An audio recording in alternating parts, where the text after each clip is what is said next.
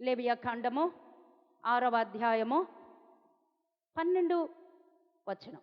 బలిపీఠము మీదున్న అగ్ని మండుచుండవలెను, అది ఆరిపోకూడదు.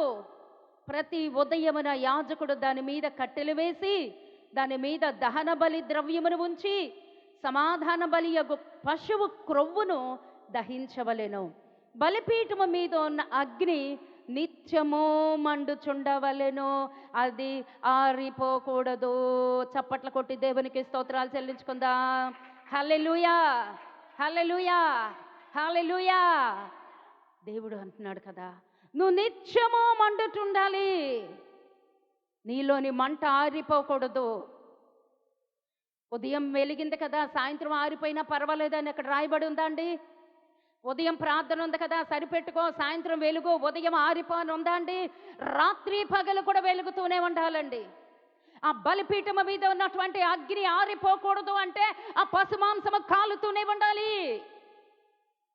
ఆ పశుమాంసము కాలుతూనే ఉండాలి అంటే అక్కడ ఏముండాలి? కట్టెలు ఉండాలి. కట్టెలు రగులుతూ ఉండాలి. ఆ కట్టెలు రగులుతూ ఉండాలంటే ఆ కట్టెల మీద ఉంచబడినటువంటి బలిద్రవ్యము పోస్తూ ఉండాలి. ఆ బలిద్రవ్యము పోస్తూ ఉండాలి అంటే అక్కడ బలి పశువు ఉండాలి. ఎందుకు ఈ బలి పశువు ఏంటి? కట్టెలు అంటే ఏంటి? బలిపీఠం అంటే ఏంటి? అక్కడ వధించబడినటువంటి బలి పశువు అంటే ఏంటి? బలి ద్రవ్యము అంటే ఏంటి? ఈ రోజున బలి గురించి దేవుడు మనతో మాట్లాడబోచున్నాడు. అందుకు దేవునికి సమస్త మహిమ కలుగును గాక. హల్లెలూయా. ప్రతి ఒక్కరిని దేవుడు చూస్తున్నాడు అండి. ఆయన కనులకు మరుగైనదంటూ ఏదీ లేదు. మనం ఎలా ఉన్నామో దేవుడికి తెలుసు. మనలో ఏ లోపాలున్నాయో దేవుడికి తెలుసు. మనం ఎట్టి ఆత్మతో ఉంటున్నామో దేవుడికి తెలుసు. మన ఆత్మీయ జీవితం చల్లారిపోతుందో రగులుతున్నదో కూడా దేవుడికి తెలుసు. దేవుడి కోరిక ఏంటో తెలుసా? నువ్వు నిత్యము రగులుతూ రగులుతూ రగులుతూ ఉండాలి. అసలు ఈ బలిపీఠం అంటే ఏంటి? బలిపీఠం ఎక్కడి నుంచి వచ్చింది?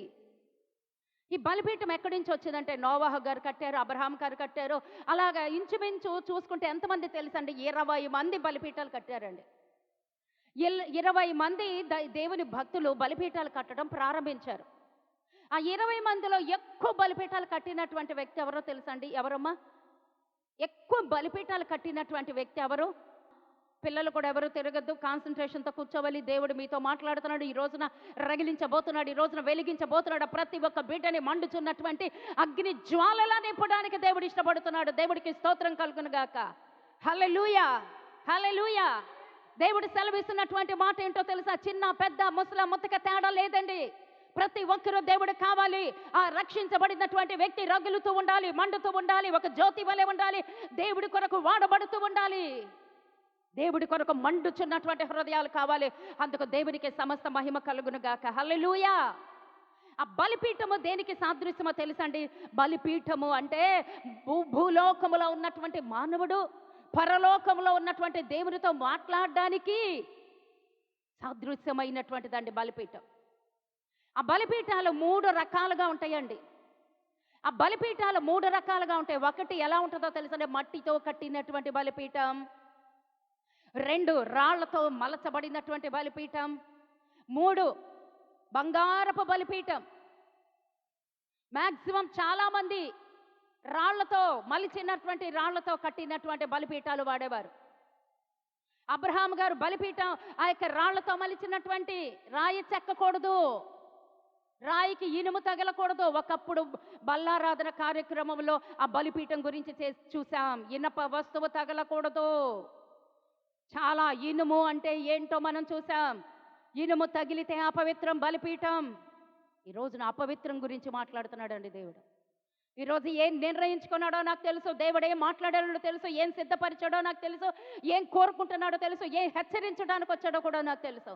ఇనప పనిముట్టు గనక బలిపీఠంకి తగిలితే అది అపవిత్రం. అప్పుడు దేవుడు రాడు, మాట్లాడు. ఆ బలిపీఠం ఎంత ఎత్తు కడతారో తెలుసండి? ఇంచుమించు ఇదిగో ఈ పోడియం అంత ఎత్తు కడతారు.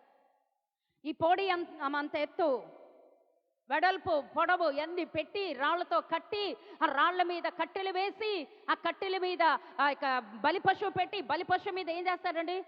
బలిద్రవ్యము పోసి ఆ నిప్పుతో ఏం చేస్తారండి? దేవుడికి సమర్పిస్తారు. మండుతూ ఉండాలి ఎప్పుడు. ఎప్పుడండి? ఆదివారం ఒక రోజా? వారానికి 2 రోజులా? లేదంటే ఇంకెప్పుడు అన్నాడు దేవుడు? దేవుడు ఇక్కడ ఏమన్నాడు? బలిపీఠము మీద అగ్ని మండుచుండవలెను, అది ఆరిపోకూడదు. ప్రతి ఉదయమున యాజకుడు దాని మీద కట్టెలు వేసి, దాని మీద దహన బలి ద్రవ్యమును ఉంచి, సమాధాన బలియగు కొవ్వును, పశువు కొవ్వును దహించవలెను. బలిపీఠము మీద అగ్ని నిత్యము మండుచుండవలెను, అది ఆరిపోకూడదు. హల్లెలూయా, హల్లెలూయా. ఈ రోజున ఆ రాళ్లతో మలచబడినటువంటి, చెక్కకూడదండి, మలచకూడదు ఆ బలిపీఠాలని. మన ముందు తరం ఉన్నటువంటి మన పితరులు కట్టినట్లుగా మనం చూస్తున్నాం. ఆ బలిపీఠము మీద ఉన్నటువంటి కట్టెలు దేనికి సాదృశ్యం? దహన బలి ఇవ్వాలి అంటే ఏమేమి ఉండాలి? బలిపీఠం ఉండాలి, బలిపీఠం మీద కట్టెలు ఉండాలి, కట్టెల మీద పశువు ఉండాలి, పశువు తర్వాత బలి ద్రవ్యం ఉండాలి. ఇవన్నీ ఉంటేనే బలి. వీటన్నిటిలో ఏ ఒక్కటి లోపించినా నీ బలి సమర్పణ దేవుడి దగ్గరికి వెళ్ళదు. కొలసీలకి రాసినటువంటి పత్రిక 3:16 ఉంటుందండి వాక్యం. క్రీస్తు వాక్యమును మీలో సమృద్ధిగా నివసింపనీయుడి. ఆ దండి కట్టెలకి సాదృశ్యం. ఎన్ని కట్టెలు పెట్టుకున్నామండి హృదయంలో? ఎన్ని వాక్యాలు చదువుతున్నామండి? ఎన్ని వాక్యాలు మన హృదయంలో ఉన్నాయి? ఎంతవరకు వాక్యానుసారంగా అసలు పుస్తకం తీస్తున్నామా? బైబిల్ చదువుతున్నామా? దేవుని ఆజ్ఞానుసారంగా ఉన్నామా? దేవుడికి స్తోత్రం. ఆ వాక్యము మన హృదయంలో ఉండాలండి. ఆ వాక్యము ఎలా ఉండాలమ్మా? సమృద్ధిగా మనలో నివసింపనీయుడి. అంటే దేవుడు ఏం చెప్తున్నాడు? చదవటం మాత్రమే కాదు, నీలో నివసిస్తుందా? ఆ వాక్యము కట్టెలకి సాదృశ్యం. ఆ వాక్యం ఎలా ఉండాలి? హృదయములో ఉండాలి. అందుకే దావీదు గారు అంటారు, అయ్యా నేను పాపము చేయకుండా నా హృదయంలో నీ వాక్యం ఉంచుకుంటున్నానయ్యా. ఎస్. ఆ వాక్యాన్ని ఎలా ధరించుకోవాలండి? కంఠభూషణములుగా. ఆ వాక్యము నువ్వు సమృద్ధిగా ఉండాలంటే, సంతోషంగా ఉండాలంటే, ఆ వాక్యమును నీ కంఠభూషణముగా ధరించుకో. ఆ వాక్యమును నీలో నివసింపచెయ్యి. ఆ వాక్యానుసారమైన జీవితము కలిగి ఉండాలి. ఆ వాక్యముతో నీవు పొత్తు పెట్టుకోవాలి. ఎవరితో పొత్తు పెట్టుకోవాలి? వాక్యంతో. సామెతల గ్రంథములో ప్రసంగి గ్రంథకర్త అయినటువంటి సామెతల గ్రంథకర్త ఎవరండి? సొలొమోను రాజు గారు. ప్రసంగి గ్రంథకర్త, పరమగీతాల్లో రాసినటువంటి వ్యక్తి, అనుభవించి తెలుసుకున్నటువంటి వ్యక్తి. వాక్యం ఎలా ఉండాలండి? మనకి కంఠభూషణముగా ఉండాలి. ఉంటనయ్యా మన కంఠభూషణముగా ఉండాలి. వాక్యము మనలో సమృద్ధిగా ఉండాలంటే వాక్యము మనలో హృదయములో నివసించాలి. ఇర్మియా గ్రంథములో కూడా ఉంటుంది, నీ హృదయం అనే పలక మీద వాక్యాన్ని రాసుంచు. గోడల మీద కాదండి. ఈరోజు వాక్యం ఎక్కడ ఉండాలి తెలుసండి? హృదయములో ఉండాలి. అప్పుడు మాత్రమే మనం తప్పు చెయ్యము. దేవుడికి స్తోత్రం. ఇంకో వాక్యం తీతల్లి, 1 సమూయేలు గ్రంథము 12వ అధ్యాయము 23వ వచనము. దహన బలి ద్రవ్యము వేయాలి. అది దేనికి సాదృశ్యము అంటే, నేను వాక్యం చెప్తాను తీ లోపల. బలిపీఠము మీద ఉన్న అగ్ని మండుచుండవలెను, అది ఆరిపోకూడదు. ప్రతి ఉదయమున, నీవు మాత్రమే కాదు అందరూ, ప్రతి ఉదయమున యాజకుడు దాని మీద కట్టెలు వేయాలి. కట్టెలు అంటే మనం చూసాం కొలసీలకు రాసినటువంటి పత్రిక 3:16 దాని మీద దహన బలి ద్రవ్యము ఉంచి. ఏంటమ్మా? దహన బలి ద్రవ్యము. 1 సమూయేలు గ్రంథము 12వ అధ్యాయము 23వ వచనం. దహన బలి ద్రవ్యము అనగా ఏంటో తెలుసా? అంటే ప్రార్థన. శత్రువులు వచ్చారు, ఇశ్రాయేలీల మీదకి శత్రువులు వచ్చారు. ప్రవక్త అయినటువంటి సమూయేలు గారు అంటున్నారు, నా మట్టుకు నేను ప్రార్థన చెయ్యని ఎడల ఏమవుతారండి? దేవునికి విరోధముగాను పాపము చేసిన వాళ్ళం అవుతాం. ఎంతమంది ప్రార్థనలు చేస్తున్నాము? ఎంతమంది దేవుడి సన్నిధిలో మోకరిస్తున్నాము? ఎంతమంది దేవుడి దగ్గర సమాధాన బలులు అర్పించగలుగుతున్నా అంటే ఎంతమంది ఒప్పుకోలు? ఎంతవరకు ఉంది? ఆ కట్టెలు ఉన్నాయా? ఆ ద్రవ్య బలి ఉన్నదా? సమాధాన బలి ఉన్నదా? బలిపీఠం కడుతున్నామా? దేవునితో ఆ యొక్క సత్సంబంధము కలిగి ఉంటున్నామా? బలిపీఠము అనగా ఏంటో చూసాం. బలిపీఠం అంటే ఏంటి? భూలోకం మీద ఉన్నటువంటి మానవుడు పరలోకంలో ఉన్నటువంటి దేవునితో చేసే సహవాసము. భూలోకంలో ఉన్నటువంటి మానవుడు దేవునితో, పరలోకంలో ఉన్నటువంటి దేవుడితో చేసేటువంటి సహవాసము బలిపీఠం అండి. అందుకే అనేక మార్లు అంటారు, మీ బలిపీఠాలు మీరు కట్టుకోండి, మీ బలిపీఠాలు మీరు కట్టుకోండి. పడద్రోయబడినటువంటి బలిపీఠాలు ఆ యొక్క నిర్గమాకాండంలో కూడా వాక్యం ఉంటుంది, 17వ అధ్యాయంలో బలిపీఠం కట్టానంటాడు. ఎవరు? మోషే గారు. ఆ బలిపీఠం కట్టాడు, ప్రార్థన చేయడం ప్రారంభించాడు.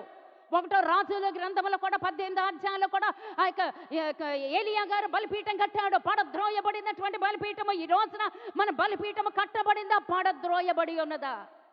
దేవునితో సహవాసం ఉందా? మనుషులతో సహవాసం ఉందా?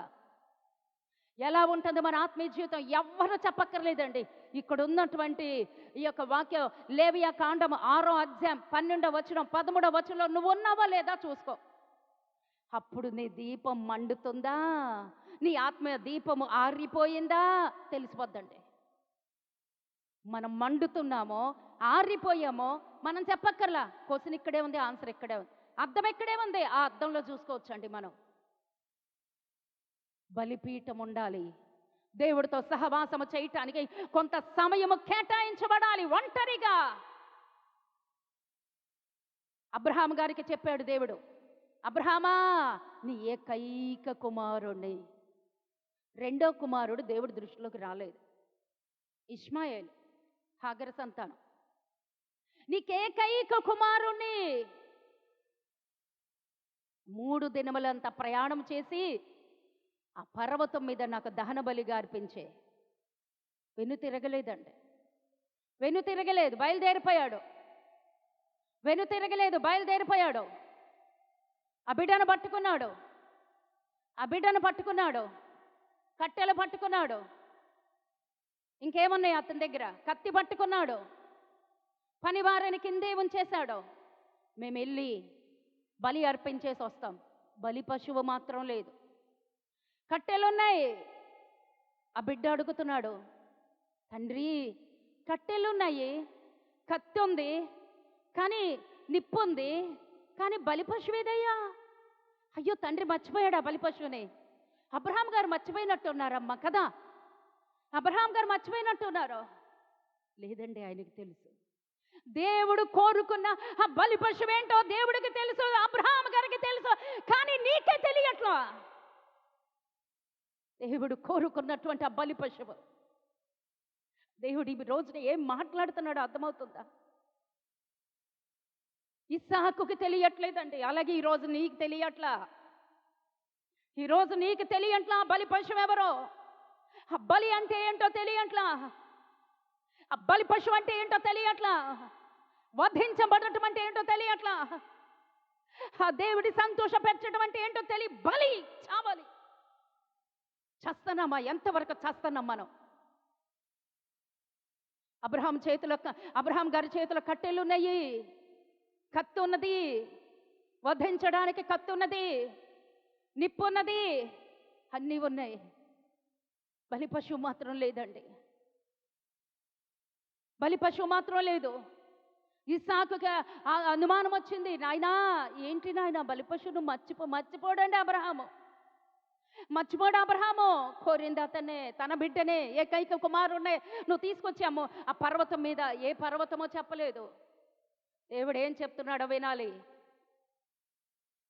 ఏదో గుడ్డెత్తి చేలో పడ్డట్టుగా వెళ్ళిపోవడం కాదు. వచ్చామా, పాడామా, లేకపోతే ఉన్నామా, వెళ్ళిపోయామా కాదు. ఆ రోజులు పోయినాయి, సరిదిద్దుకో. ఈ రోజున బలిపీఠం దగ్గరికి రా. ఆ బలిపీఠం దగ్గరికి రావాలి. ఆ బలిపీఠం దగ్గర దేవుడు ఎవరిని ఏం కోరుతున్నాడో చూడాలి. ఇంకా ఇస్సాకు లాగుంటావా, అబ్రహాం లాగుంటావా? ఇస్సాకి కూడా బలి అర్పించడం అంటే ఏంటో తెలుసు, తన కొడుక్కి చిన్నప్పటి నుంచే నేర్పించేశాడు.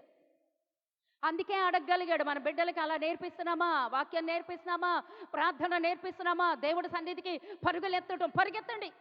నేను పరిగెత్తే వెళ్ళాను 12 ఏళ్ళు, అప్పుడు కొన్ని సంవత్సరాలు పరిగెత్తాను. 12 ఏళ్ల నుంచి 15 ఏళ్ల వరకు పరిగెత్తి వెళ్ళిపోయినాడు చర్చికి. సిగ్గుపడేదా, సిగ్గు తెలిసేది కాదండి. ఎవరైనా చూసినా కళ్ళు మూసేసుకుని పరిగెత్తేసేదాన్ని. టైంకి వెళ్ళిపోవాలి, పాటలు అయిపోతే పరుగు. ఆ తర్వాత మళ్ళీ పరిగెత్తానండి. 15 ఏళ్ళకి పెళ్ళైపోయినా కానీ గుండెలో మంట ఆరలేదు. 2 బిడ్డలు. మీకు తెలుసా నేను ఎలా వెళ్ళానో దేవుడి సన్నిధికి? మా ఆయన అన్యుడు, ఒప్పుకోరు. ఆయన డ్యూటీకి వెళ్ళిన టైంలో ఎలా వెళ్ళాను మీటింగ్స్ మీకు తెలుసు. ఒక హ్యాండ్ బ్యాగ్, ఎంత పెద్ద హ్యాండ్ బ్యాగ్, దానిలో పిల్లల పాల సీసాలు అన్ని రకాల బిడ్డలకు సంబంధించి ఇంత పెద్ద గోన్ సంచులాగా ఉండేది ఆ బ్యాగ్. ఆ బ్యాగ్ వేసుకునేదాన్ని. ఇటు ఒకడిని సంకనేసుకునేదాన్ని, 2 బిడ్డలు. ఇటు ఒకడిని సంకనేసుకుంటే ఈడు పెద్దోడు వీడు కూడా పేచి పెట్టేవాడు, నన్ను కూడా ఎత్తుకో. ఆడికి 2 ఏళ్ళు, చిన్నోడికి నెలలు. ఇటు ఈడిని ఎత్తుకుని, ఇటు వీడిని ఎత్తుకుని, ఇటు హ్యాండ్ బ్యాగ్ వేసుకుని అప్పుడు ఎలా నడవాలి, చీర దోపేసుకుని సిగ్గే. కన్నా పిచ్చి, దేవుడు అంటే పిచ్చి, వెళ్ళిపోవాలి నేను. అలా పరిగెత్తానండి కొంతకాలం, అలా పరిగెత్తాను కొంతకాలం. అమ్మమ్మ వచ్చేసింది, బెడ్ రీడన్, ఒప్పుకోడిన మంచులు అన్నీ ఆమెకు చేసేసి మళ్ళీ పరిగెత్తాను. మళ్ళీ ఇప్పుడు పరిగెడుతున్నానండి. మళ్ళీ ఇప్పుడు అమ్మంది 5 సంవత్సరాల నుంచి మళ్ళీ పరిగెడుతున్నాను. ఆ పరుగు ఆగలేదండి. దేవుడికి స్తోత్రం. పరిగెత్తాలి, దేవుడి సన్నిధికి పరిగెత్తాలి. నీ లోపల మంట చల్లారట్లేదంటే నువ్వు పరిగెడతావు. చల్లారిందంటే పరిగెత్తలేవు, చల్లారకూడదు. హల్లెలూయా. కట్టెలంటే ఏంటో చూసాం మనం. కొలస్సీ పత్రిక 3:16 మనం చూసాం. సమృద్ధిగా నీ వాక్యం ఉండాలి. సామెతల గ్రంథంలో 3:12, 1-2లో చూసాం. సామెతల్లో నీ కంఠభూషణంగా నీ వాక్యము ధరించి ఉండాలి కదా. దేవుడికి స్తోత్రం. వాక్యం గురించి చూసాం. ఆ యొక్క ద్రవ్య బలి, దహన బలి ద్రవ్యము అనగా 1 సమూయేలు గ్రంథం 12:23లో మనం చూసాం. ఏంటో తెలుసా అండి, ప్రార్థన చేయకపోవటమే పాపము. మన పాటలు మాత్రమే పాడేస్తూ ఉంటాం, కంఠస్థం పాటలు మాత్రం. బలిపీఠం, దేవుడితో నువ్వు గడిపేటువంటి సమయం, గడుపుతున్న సమయాన్ని దేవుడితో గడిపేటువంటి సమయం ఉందా? కొంత సమయం అంటూ తీర్మానం చేసుకున్నావా? ఎంతసేపు ఉద్యోగాలు, లేకపోతే పనులు, ఎంతసేపు అది ఇది ఇది అది. ఎక్కడ నీ బలిపీఠం ఉందా? పడిపోయిందా? ఈ రోజున దేవుడు నన్నే అడుగుతున్నాడు. ఉందా బలిపీఠం? అసలు పడగొట్టుకున్నావా? బలిపీఠం ఉందా? కట్టెలనేటువంటి వాక్యం ఉందా? ప్రార్థన అనేటువంటి దహన బలి ద్రవ్యం ఉందా? ఈ 3 ఉన్నాయా లేవా? ఓకే, దేవాది దేవుని కృపలో ఈ 3 ఉన్నాయండి. దేవునితో చేసే సహవాసం ఉంది, ప్రార్థన చేసేటువంటి అనుభవం మనకుంది. తర్వాత ఏముందండి వాక్యములో? సమాధాన బలియగు పశువు క్రొవ్వును దహించవలెను. కొవ్వుందా? మన శరీరాల్లో కొవ్వు కాదండి, ఈ ఫ్యాట్ కాదు. ఈ ఫ్యాట్ దేనికి ఉపయోగపడదు? మనకు అనారోగ్యమే. ఈ కొవ్వు దేనికి సాదృశ్యమో తెలుసా అంటే పరిశుద్ధాత్మకి సాదృశ్యం. ఆ క్రొవ్వు ఏం చేయాలో తెలుసా అంటే ఆ అగ్ని మీద వేయాలి. ఆ కొవ్వు మనం తినకూడదు. ఆ కొవ్వు ఆ అగ్ని మీద వేయాలి, బలిపీఠం మీద వేయాలి, అది కాలాలి. ఆ వాసన దేవుడు ఆఘ్రాణిస్తాడు. ఆ క్రొవ్వు బలిపీఠం మీద వేయాలి. అప్పుడు ఇంకా ఇంకా ఇంకా ఆమేన్, హల్లెలూయా. ఎప్పుడైతే ఆ మంటకి క్రొవ్వు తగులుతుందో ఇంకా మండడం ప్రారంభిస్తుందండి. ఆ క్రొవ్వు దేనికి సాదృశ్యమో తెలుసండి? పరిశుద్ధాత్మకి సాదృశ్య. నీకు ప్రార్థన అనుభవం ఉండాలి. మొదట బలిపీఠం ఉండాలంటే దేవుడితో సహవాసం చేయడానికి కొన్ని గంటలు కూర్చునే అనుభవం ఉండాలి. దేవుడితో కొన్ని గంటలు సహవాసం చేసే అనుభవం. ఈ రోజు రాసుకోండమ్మా, పెన్ను కాగితము పెన్ను తీసి బలిపీఠం, కొంతసేపు దేవుడితో కూర్చునే సమయం. ఆ యొక్క ఇంకేముంది, కట్టెలు, వాక్యము, ఆ తర్వాత ఇంకేముంది, బలి ద్రవ్యము, ప్రార్థన, ఇంకేముంది, క్రొవ్వు, బలి పశువు యొక్క క్రొవ్వు, ఏముంది, పరిశుద్ధాత్మ అనుభవం. ఈ 4 ఏమున్నాయో రైట్లు కొట్టుకోండి, లేని రాంగ్ కొట్టుకోండి. అప్పుడు మనకి తెలిసిపోద్దండి ఆ ఆర్డర్లో అవన్నీ ఉన్నాయా లేవా. ఒకవేళ ఈ 3 ఉండి కొవ్వు లేకపోయినా కష్టమేనండి. అంటే క్రొవ్వు దేవుడికి సమర్పించకపోయినా, అంటే ఎప్పుడైతే మండుతూ ఉంటుందో, ఆ బలిపీఠం మండుతూ ఉంటుందో, ఆ మండుతున్నటువంటి ఆ యొక్క మంట మీద క్రొవ్వుని ఎప్పుడైతే పోస్తారో ఇంకా అగ్ని రగులుతూ ఉంటుందండి. హల్లెలూయా. నీ ప్రార్థనకి తోడు ఆ పరిశుద్ధాత్మ కొవ్వు దేనికి సాదృశ్యం? కొవ్వు పరిశుద్ధాత్మకి సాదృశ్యం. నీ ప్రార్థనకి తోడు పరిశుద్ధాత్మ అనుభవం కావాలి. నీ వాక్యానికి తోడు పరిశుద్ధాత్మ అనుభవం కావాలి. నీ యొక్క బలిపీఠానికి తోడు పరిశుద్ధాత్మ అనుభవం కావాలి. ఆ కట్టెలకి తోడు, కట్టెలు రగలాలి, పచ్చిగా ఉండకూడదు, రగలాలమ్మా. అవి రగలాలి, అవి కాలాలి అంటే ఈ కొవ్వు సహాయపడాలి. పరిశుద్ధాత్మ అనుభవం కావాలి, పరిశుద్ధాత్మతో సహవాసానికి కావాలి. పరిశుద్ధాత్మ అంటే పరిశుద్ధంగా ఉండాలి. పరిశుద్ధాత్మ పరిశుద్ధాత్మ పరిశుద్ధాత్మ అంటే ఏంటో తెలుసండి? ప్రత్యేకించి ఉండాలి. పరిశుద్ధాత్మ అంటే పరిశుద్ధంగా ఉండాలి. ఎప్పుడైతే మనం పరిశుద్ధంగా ఉంటామో, అవి మన మాటలు కావచ్చు, మన చూపులు కావచ్చు, మన క్రియలు కావచ్చు, ఎప్పుడైతే పరిశుద్ధుడికి మనల్ని మనం సమర్పించేసుకుంటామో, అప్పుడండి పరిశుద్ధాత్మ అనుభవంలోకి వెళ్ళిపోతాం. అప్పుడండి అపొస్తలుల కార్యం 2వ అధ్యాయంలో చూస్తే అప్పటి వరకు పరిగెడుతున్నారు. సందేహాలు, కూర్చోమన్న చోట కూర్చోలేదు, నించోమన్న చోట నించోలేదు, వెళ్ళిపోయాడు తోమ గొంతులేసుకుంటా. వారం పట్టిందండి తోమాను సరిచేయటానికి. 7 దినాలు పట్టింది దేవుడికి. విశ్వాసం కోల్పోయినటువంటి తోమ 7 దినాలు పట్టింది.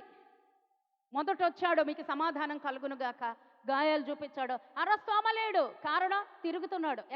ఎక్కడో తెలియదు, ఆయనకే తెలియాలి. ఈరోజు మన ఆత్మీయ జీవితం ఎలా ఉంటుంది? ఎక్కడెక్కడ తిరుగుతున్నాం మనం? తోమలాగా తప్పిపోయి ఉంటున్నామా? 7 దినాలు పట్టిందండి. రోజు వెతుకుతున్నాడు. ఈ రోజు వెళ్తా ఈ రోజన్న తోమ అంటే ఉండట్లా. కుదురలేని విశ్వాసం, కుదురలేదు. 7 రోజుల తర్వాత ఎప్పుడైతే తోమ గుంపుతో ఉన్నాడో వెళ్ళిపోయాడండి. గాయాలు చూపించాడు, ప్రక్కలో బళ్ళెం పోటు చూపించాడు. అయ్యా తోమా, ఇదిగో నా వేళ్ళల్లో వేళ్ళు పెట్టి, నా చేతిలో వేళ్ళు పెట్టి, నా పక్కలో నీ ఈ చేతులు ఏం పెడతాడు? వేళ్ళు పెడతాడు. ప్రక్కలో ఏం పెడతాడు? తన చెయ్యి పెడతాడు. ఎందుకంటే కొలుస్తున్నాడు, గాయాల్ని కొలుస్తున్నాడు. ఈ రోజున గాయాల్ని కొలవద్దు, గాయాల్లో చేతులు పెట్టద్దు, గాయాల్లో రేపద్దు. కొలుస్తున్నాడండి తోమ. విశ్వాసాన్ని కొలవద్దు, దేవుణ్ణి కొలవద్దు, దేవుణ్ణి సందేహించద్దు, వాక్యాన్ని సందేహించద్దు. కొలిచాడండి, చూశాడండి.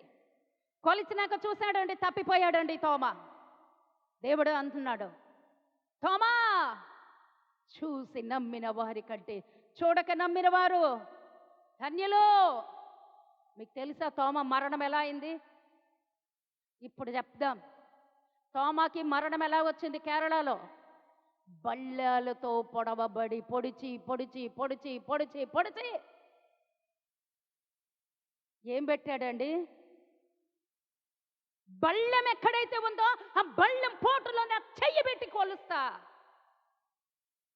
తిరిగి కొలవబడ్డాడండి. అవసరమా మనకి? కుదురు లేని జీవితం. జాగ్రత్త, జాగ్రత్త, జాగ్రత్తగా ఉండాలి. కుదురు బాట కలిగిన కాలం ఇది. గంతులాపాలి. గంతులు ఉండటానికి వీల్లేదు, తప్పిపోవటానికి వీల్లేదు. ఇది దేవుని సన్నిధి, దేవుని ప్రసన్నత నిలిచిన స్థలం. హల్లెలూయా. కొలిచాడండి. ఆ బల్లెపు పోటు పెట్టినటువంటి దానిలో చేయి పెట్టి. అప్పుడు దేవుడు అన్నాడు, యేసయ్యా, చూసి నమ్మిన వారి కంటే చూడక నమ్మిన వారు ధన్యులు. స్తోత్రం. హల్లెలూయా, హల్లెలూయా. అదే పొందుకున్నాడండి తోమ. సందేహించుకో, ఇంకా ఉంది. సందేహించుకో, మన విశ్వాసాన్ని చెరుపుకోవద్దు. దేవుడికి అప్పగించుకుందాం. దేవుడికి స్తోత్రం కలుగునుగాక. అలాంటి వాళ్ళని సరిచేయటానికి 40 రోజులు పట్టిందండి. పెంతుకోస్తు రోజున, 50వ రోజున 40 రోజులు వాళ్ళ వెనకాల పడి తిరిగాడండి యేసయ్య. మళ్ళీ పునరుద్ధానుడైన తర్వాత 40 రోజులు పట్టింది ఆయనకి వాళ్ళని సరిచేయడానికి, వాళ్ళని కూర్చోబెట్టడానికి, గొంతులాపడానికి. 40 రోజులు, 10 రోజులు కూర్చున్నారండి. 10వ రోజున పెంతుకోస్తు దినం, పెంతుకోస్తు రోజున పరిశుద్ధాత్మ తండ్రి అగ్నిగా దిగి వచ్చాడు. కుదురుబాటు కాలము, కుదురుబాటు కాలము ఉందా? నువ్వు కూర్చోపోతే, నువ్వు గంతులేస్తే వదిలేస్తాడు దేవుడు. స్థిరంగా ఉండాలి. విశ్వాస యాత్రలో స్థిరులుగా ఉండాలి, స్థిరత్వం కలిగి ఉండాలి. అప్పుడండి వాళ్ళు కూర్చుని 10 రోజులు ఎడతెగక ఏకాత్మతో, ఏక మనస్సుతో ఎప్పుడైతే ప్రార్థన చేశారో వాడు కుదురుబాటు చూశాడు. చంచల స్వభావం పోయింది. స్థిరత్వం చూశాడు. అప్పుడు వచ్చాడండి పరిశుద్ధాత్మ తండ్రి. అప్పుడు ఉందండి వాళ్ళకి బలిపీఠము కట్టబడింది. పడద్రోయబడినటువంటి బలిపీఠము కట్టబడింది. బలిపీఠం అంటే ఏంటో చూసాం. దేవుడి సన్నిధిలో కుదురుగా కూర్చోవాలి కొన్ని గంటలు. ఆ కుర్చీ కరెక్ట్గా లేదనుకోండి, ఆ కుర్చీకి 3 కాళ్ళునే అనుకోండి, ఏమవుతాం? అలా అవ్వటానికి వీల్లేదు. బలిపీఠం కొంత సమయం కేటాయించుకొని కొన్ని గంటలు, నీకు 24 గంటలు ఇచ్చాడో, కొన్ని గంటలు దేవుడి సన్నిధిలో కూర్చుని ఎప్పుడైతే ప్రార్థన చేశారో, ఎప్పుడైతే వాళ్ళ మనసులు కుదుటపరుచుకున్నారో, చంచల స్వభావం పోయిందో, అప్పుడు దిగొచ్చాడండి. అప్పుడు ప్రార్థన చేస్తున్నారు వాళ్ళు. అప్పుడు వచ్చేసింది దహన బలి ద్రవ్యము ఉంది వాళ్ళ దగ్గర, కట్టెలు, వాక్యం ఉంది, బలిపీఠం ఉంది. అవునా? దేవుడికి స్తోత్రం. ఆ క్రొవ్వు వాళ్ళు మండుతున్నటువంటి వాళ్ళని ఇంకా మండించడానికి పరిశుద్ధాత్మ అగ్ని గోళము దిగి వచ్చింది. ఆకాశమని చప్పట్లు కొట్టి దేవునికి స్తోత్రాలు చెల్లిద్దాం. హల్లెలూయా. ఆకాశం నుంచి అగ్ని గోళము దిగి వచ్చి ప్రతి ఒక్కరి తలల మీద వ్రాలగా అందరూ అన్య భాషలతో మాట్లాడారు. అన్య భాషలు అంటే ఏంటో తెలుసండి? దేవుడి వల్ల రూపాంతరం చెందటం. మన భాష పోయి పరలోక భాష రావడం అంత సామాన్యం కాదు. ఒప్పుకోలు ఒప్పుకోలు ఒప్పుకోలు క్రియలు పోవాలి, చంచల స్వభావం పోవాలి. దేవుడికి స్తోత్రం. ఇవన్నీ ఉన్నాయండి ఇక్కడ కదా. నేను ఒకసారి చదివి మళ్ళీ మంచిగా చూపిస్తాను చూడండి. తీశారు కదా అందరూ. బలిపీఠము మీద అగ్ని మండుచుండవలెను, అది ఆరిపోకూడదు. ప్రతి ఉదయమున యాజకుడు దాని మీద కట్టెలు వేసి దాని మీద దహన బలి ద్రవ్యమును ఉంచి సమాధాన బలియగు పశువు క్రొవ్వును దహింపవలెను. ఇవన్నీ ఉన్నాయి ఇప్పుడు. ఓకే. బలిపీఠము మీద అగ్ని నిత్యము మండుచుండవలెను, అది ఆరిపోకూడదు. ఇవన్నీ ఉంటే ఆరిపోవు అని దేవుడు చెప్తున్నాడు. ఇప్పుడు ఉన్నాయా? ప్రార్థన, కుదురుబాటు కాలము, తర్వాత ఏంటమ్మా? వాక్య ధ్యానము, ఆ యొక్క క్రొవ్వు సమర్పించబడదు. ఇంకొక్కటి తక్కువైంది మీకు ఎవరికన్నా గుర్తుకొస్తుందా? కట్టెల గురించి మాట్లాడాడు, బలి ద్రవ్యం గురించి మాట్లాడాడు, బలిపీఠము గురించి మాట్లాడాడు, అక్కడ వధించబడుతున్నటువంటి ఆ కొవ్వు గురించి మాట్లాడాడు, క్రొవ్వు గురించి మాట్లాడాడు. అది పరిశుద్ధాత్మ అనుభవం. ప్రతిరోజు కూడా మనం పాటలు పాడిన పాటల్లో అభిషేకం కావాలి.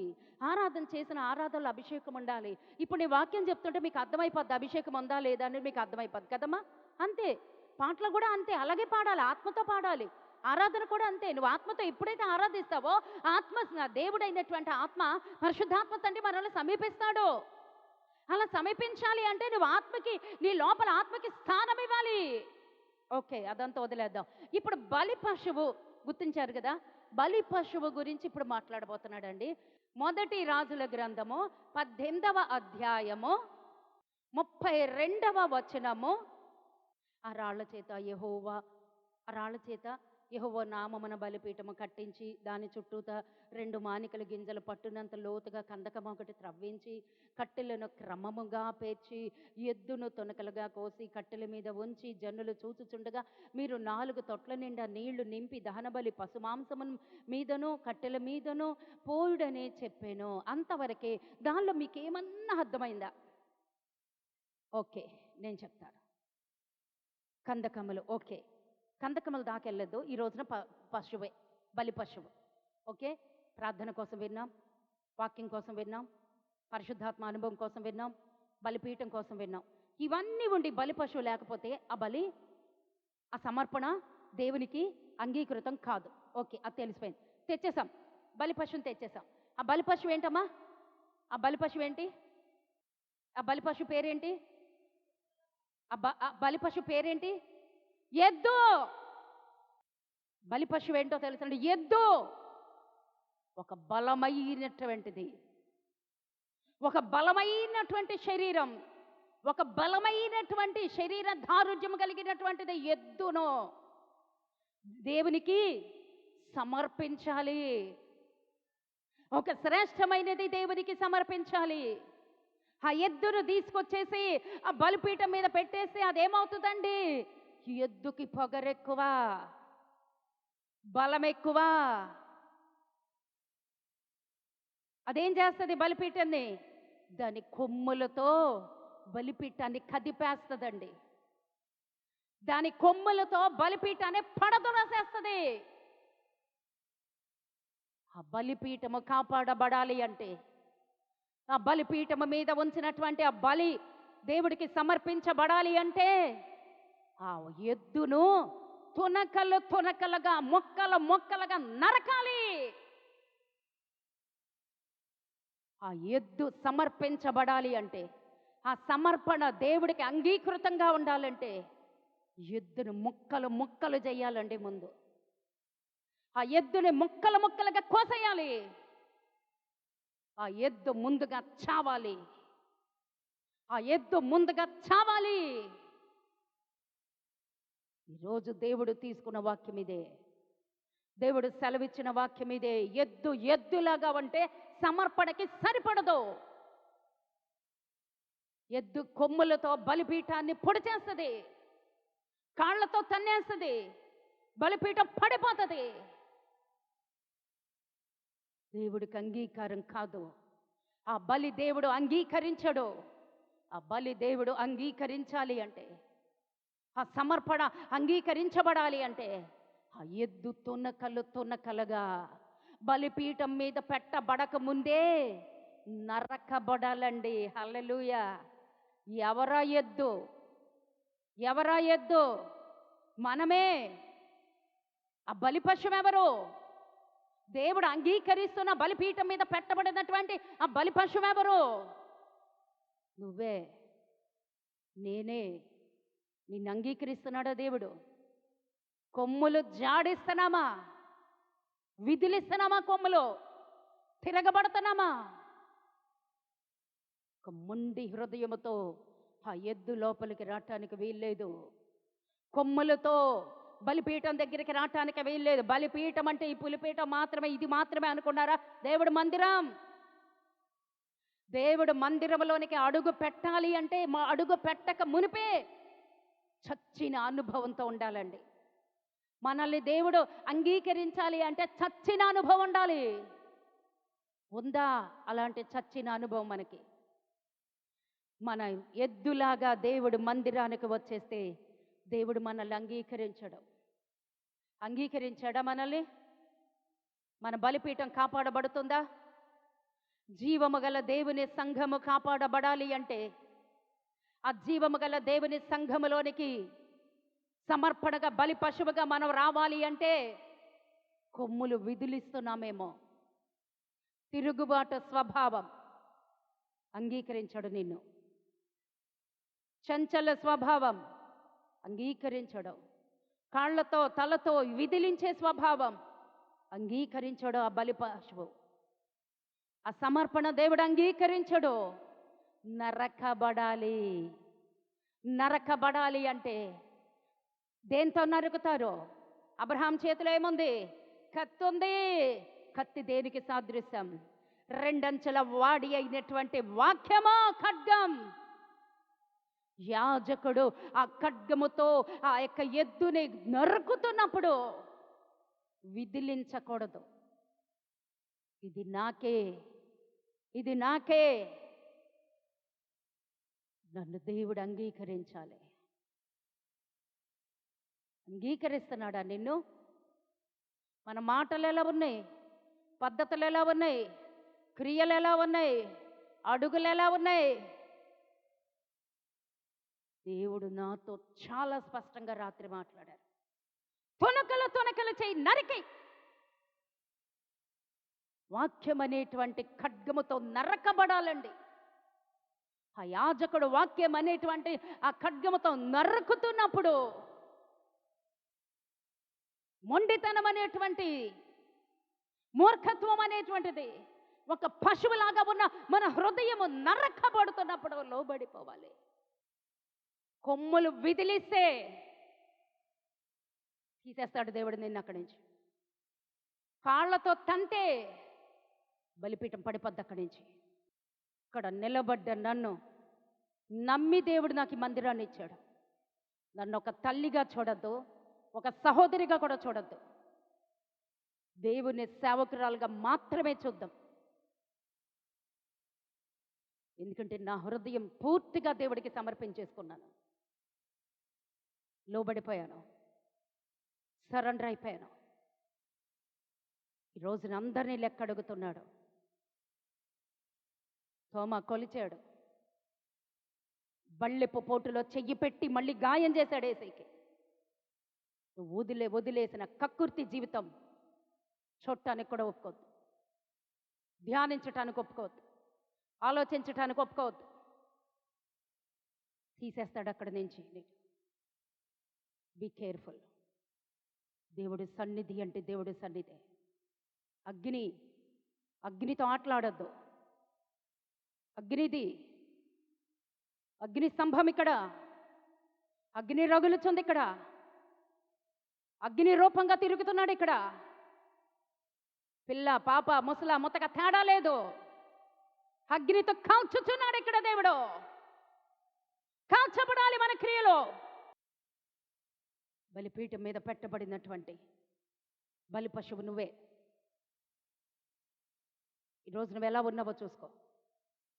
ఎద్దులాగా ఉన్నావా, పశువులాగా ఉన్నావా, మూర్ఖ స్వభావం, కఠిన స్వభావం, ఒక జంతు స్వభావం ఒప్పుకోడు దేవుడు. నరకబడాలి. యాజకుని ద్వారా యాజకుని చేతిలో ఉన్నటువంటి ఆ ఖడ్గం అనేటువంటి ఆయుధం ద్వారా నరకబడాలి, చంపబడాలి. చచ్చినీయ కోరికలు, చచ్చినీయ ఆశలు, చచ్చినీయ మాటలు. చచ్చినప్పుడు మాత్రమే, మనం చస్తేనే ఆ బలి సంపూర్ణమవుతుంది. హృదయాలు దేవుడికి అంకితం అవ్వాలి. దేవుడికి వ్యతిరేకమైనటువంటి హృదయం ఒక్కటి ఇక్కడున్నా నేను రాలేనంటున్నాడు ఇక్కడికి దేవుడు. ఆనాడు తోమా గాయపరిచినట్లుగా ఈరోజు మరలా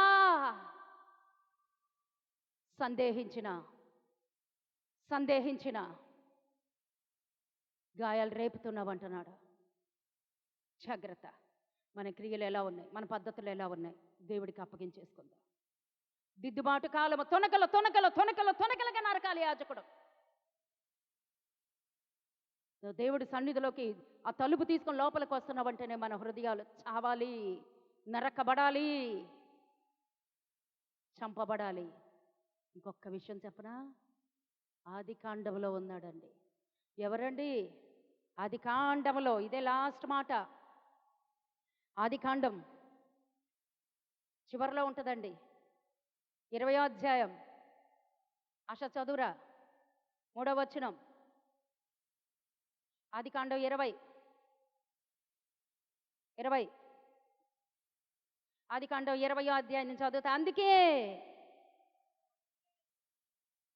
ఎక్కడి నుంచి చదువుతున్నాను నాన్న? ఆదికాండము 20వ అధ్యాయము, ఆదికాండము 20వ అధ్యాయం నేను చదువుతా. అయినను రాత్రి వేళ దేవుడు స్వప్నమందు అబీమెలెకు నొద్దకు వచ్చి, నీవు నీ ఇంట చేర్చుకొనిన స్త్రీ ఒక పురుషునికి భార్య కనుక ఆమె నిమిత్తము నీవు చచ్చిన వాడవు సుమా. ఆమెను ముట్టుకుంటే చస్తావు, ముట్టుకోవటానికి వీల్లేదు. అబీమెలెకు రాజుతో అంటున్నాడు, ఆమె ఒక అతనికి భార్య, ఆమెను చూసినా చేస్తావు, ఆమెను ముట్టుకున్నా చేస్తావు, ముట్టుకోవటానికి వీల్లేదు. దేవుడు పవిత్రపరిచింది అపవిత్రం అవటానికి మరల వీల్లేదు. నిన్ను పవిత్రపరిచాడు దేవుడు. అబ్రహాము భార్యని, శారమ్మ గారిని అబీమెలెకు రాజు అందంగా ఉందని తీసుకుపోయాడు. అబ్రహాం గారు ఏం చేయలేకపోయాడు. నిస్సహాయ స్థితిలో ఏడవటం, ప్రార్థన చేయటం తప్ప ఏం చేయలేకపోయాడు. దేవుడు ఎంటర్ అయిపోయాడు. రాజు దగ్గరకు వచ్చేసాడు. ఆ రాత్రికాల సమయంలో, ఆ రాత్రి ఏం చేయబోయాడు? చేయనివ్వలేదు. నీ చుట్టూతా అదే కాపుదల, నీ చుట్టూతా అదే ప్రహరీ, నీ చుట్టూతా ఉంది, కోల్పోవద్దు. అబీమెలెకుతో రాజుతో అంటున్నాడు, ఆమెను కనుక ముట్టుకున్నావంటే నువ్వు చస్తావు. దేవుడి చేతుల్లో నీ నుంచి, చావు నుంచి తప్పించగలిగిన వాడు ఎవడూ లేడు. అంత రోషం ఉంటుందండి దేవుడికి. అందుకే పరిశుద్ధత, పరిశుద్ధత, పరిశుద్ధత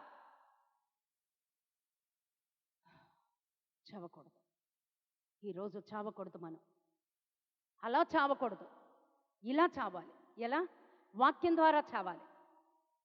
వాక్యం ద్వారా నరకబడుతున్నప్పుడు, అంగీకరించినప్పుడు చస్తాం. అవి వదిలేసుకున్నప్పుడు మనం చస్తాం. అలాంటి జీవితం నాకు దయచే ప్రభువా.